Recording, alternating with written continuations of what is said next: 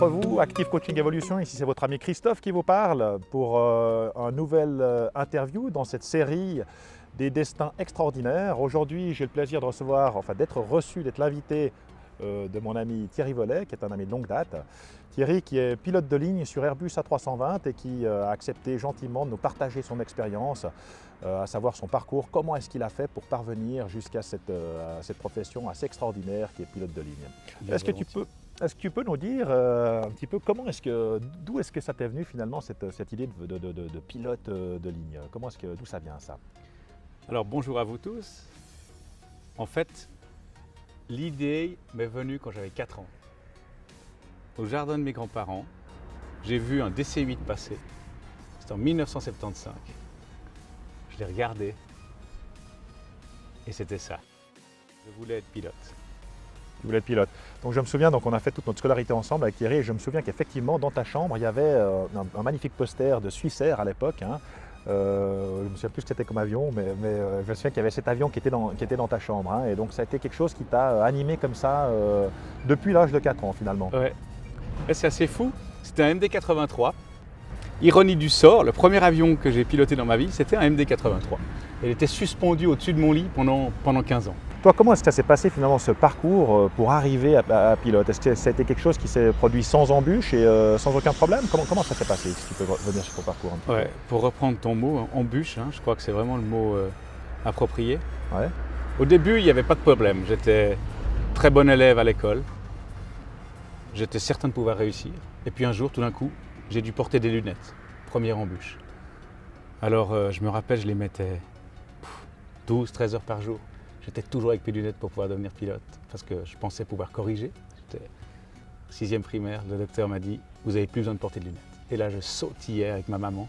« Ah, je vais pouvoir être pilote, je vais pouvoir être pilote ». J'étais heureux comme un pain. Après, j'ai dit « Bon, je vais orienter ma carrière à l'école de commerce, comme ça, j'aurai une matu qui me permettra, en cas d'échec, de faire autre chose ». Et puis, quand je suis arrivé à 18 ans, là, j'ai eu un gros problème de comportement et malheureusement, j'ai été mis dehors. Donc j'ai pas pu avoir de matu, même pas de diplôme d'école de com, donc j'ai aucun diplôme, j'ai dû faire un CFC d'employé de commerce. J'ai trouvé un travail dans une entreprise de publicité, faire de la communication, ça m'a plu, beaucoup. Ensuite j'ai travaillé également dans la micro-informatique, dans la formation micro-informatique sur Genève. Et puis je pensais que c'était fini, je ne pouvais plus y arriver. Puis un jour, à 25 ans, j'ai rencontré un pilote de ligne qui travaillait chez Crossair, qui m'a dit « mais il faut y aller ». Si tu n'as pas de matu, c'est pas grave, tu peux faire des examens préliminaires et si ton niveau est satisfaisant, tu pourras y arriver. Il faut te motiver, c'était toujours ton but. Tout de suite, j'ai téléphoné, c'était chez Crossair à Bâle. Ils m'ont confirmé, ouais, c'est vrai, vous avez des examens préliminaires, si vous réussissez, nous on vous prend. C'est un cursus assez complexe, mais si vous êtes motivé, il n'y aura pas de souci. Bon. Facile à dire. On te confirme qu'effectivement c'est possible et là tu te dis ok, donc ça change ta vie en fait Ça change ma vie. Dès l'instant où j'ai su que c'était possible, tout cet espoir que j'avais mis de côté, dans ma tête j'aurais dû travailler comme employé de commerce toute ma vie, c'était dur parce que c'est pas mon but. Ah ouais. Je subissais plus que je gérais. Et là, d'un côté, j'ai dit, allez maintenant, je me motive, je regarde ce qu'il faut faire, je me donne les moyens de réussir. Quel est le cursus finalement pour devenir pilote? Qu'est-ce qu'il faut accomplir finalement? Quelles embûches ou quels obstacles il faut franchir pour pouvoir arriver à cet objectif? D'abord, il faut oser. Je crois que c'est le premier plus grand obstacle, c'est se dire, j'essaye sans avoir la garantie, premièrement, de réussir et deuxièmement, de trouver du travail après. Aujourd'hui, le cursus a changé. Aujourd'hui, on peut directement faire une licence pilote de ligne. À mon époque, il fallait passer par pilote professionnel, vol aux instruments, voler un avion avec deux moteurs, qu'on appelle un avion bimoteur. Généralement, cette formation se fait aux États-Unis, parce que ça coûte quand même 3 fois moins cher qu'en Suisse. En Suisse. Et puis ensuite, revenir et puis trouver une école, comme aujourd'hui, il y a Swiss qui dispense des cours, Airespace. À mon époque, j'avais été chez Crossair pour faire la licence pilote de ligne. Elle est que théorique. Une fois qu'on a la licence pilote de ligne, on a les clés, mais on n'a rien. Après, il faut encore réussir à trouver une compagnie qui nous engage. Ok, donc ça c'est ce que tu as fait. Donc tu as eu ces différentes licences et tu as trouvé cette compagnie qui t'a engagé? Voilà, juste après la TPL, donc la licence de pilote de ligne, J'ai postulé chez Crossair. Ils cherchaient beaucoup de pilotes à cette époque. C'était en 98. Ok. Et ils m'ont engagé. Là, donc c'est un rêve qui se concrétise. Je suis pilote chez Crossair et tu travailles pendant un certain nombre d'années dans cette compagnie. Voilà. Donc, je crois qu'en Suisse, tout le monde connaît l'histoire. Hein. Ouais. Donc, 98, 99, 2000, 2001. Crossair appartenait au SR Group. Voilà. Ensuite, la faillite de Swissair. On remonte une entité qui s'appelle Suisse. Ensuite, on arrête la base Genève. J'étais bien basé Genève. Donc, ça veut dire qu'on devait aller piloter depuis Zurich. Donc là, mon rêve s'effondre. Je décide d'arrêter. D'arrêter pilote de ligne en fait. D'arrêter Suisse. Ok. Voilà. Dans ma tête, je me disais, bon, je retrouverai du travail, il n'y a pas de souci. Seulement là, on était en 2004. 2004, c'était assez dur, une grosse crise. Pratiquement toutes les compagnies aériennes du monde touchées. On licenciait plus des pilotes qu'on en embauchait. Donc là, j'ai fait pratiquement 18 mois au chômage. Ok. Sans trouver de travail. D'accord. Voilà. Mais il ne faut jamais perdre espoir. Au bout d'un moment, grâce à mes amis, les relations, quelqu'un m'appelle. Ah, il y a un monsieur qui cherche un pilote sur un jet d'affaires.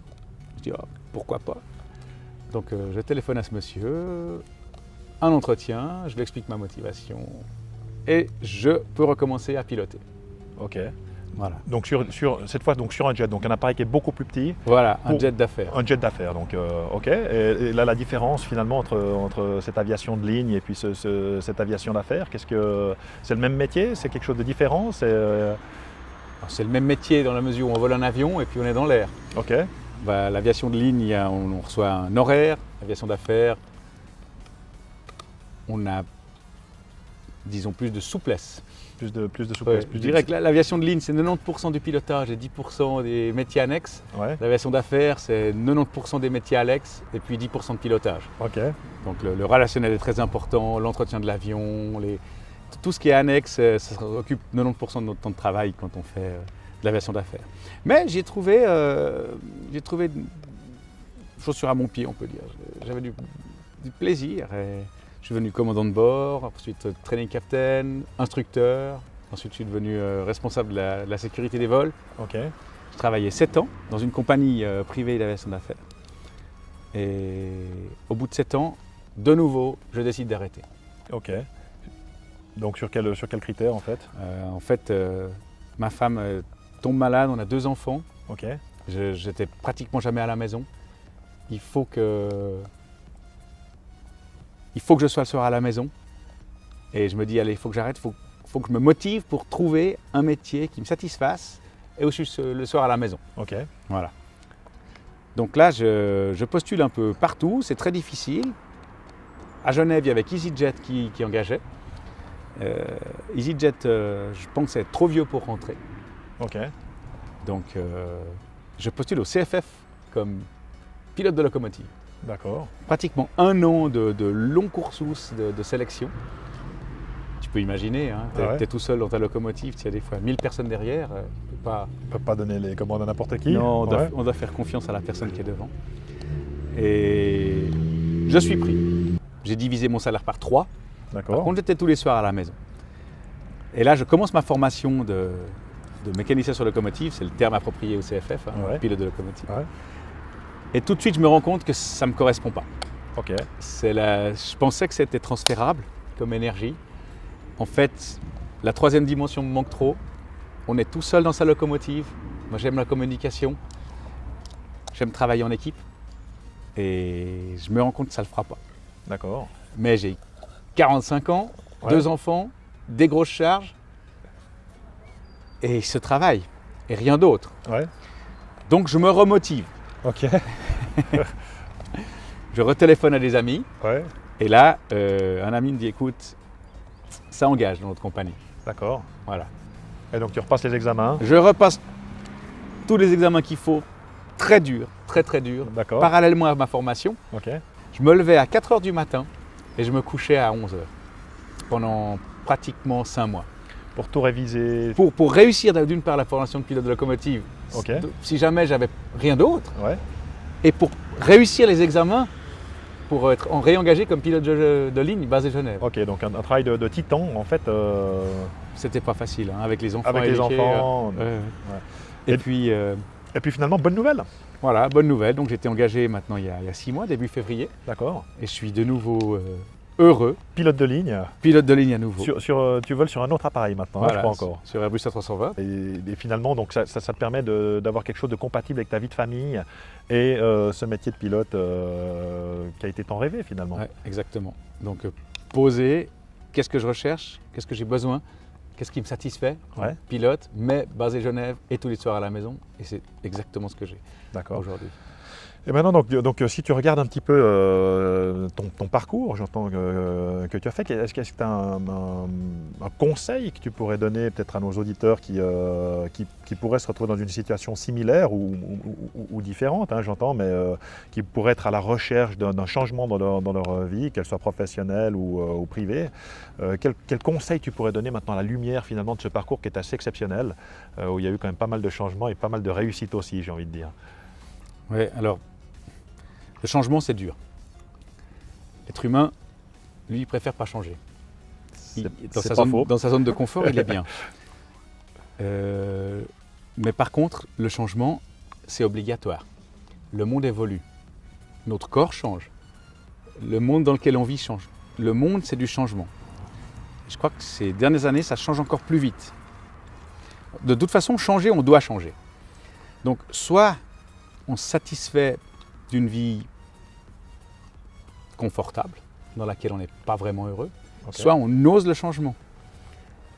Et moi, si j'ai un conseil à donner, c'est suivez vos passions. Faites ce que vous aimez faire et vous trouverez toujours un moyen de gagner votre vie avec.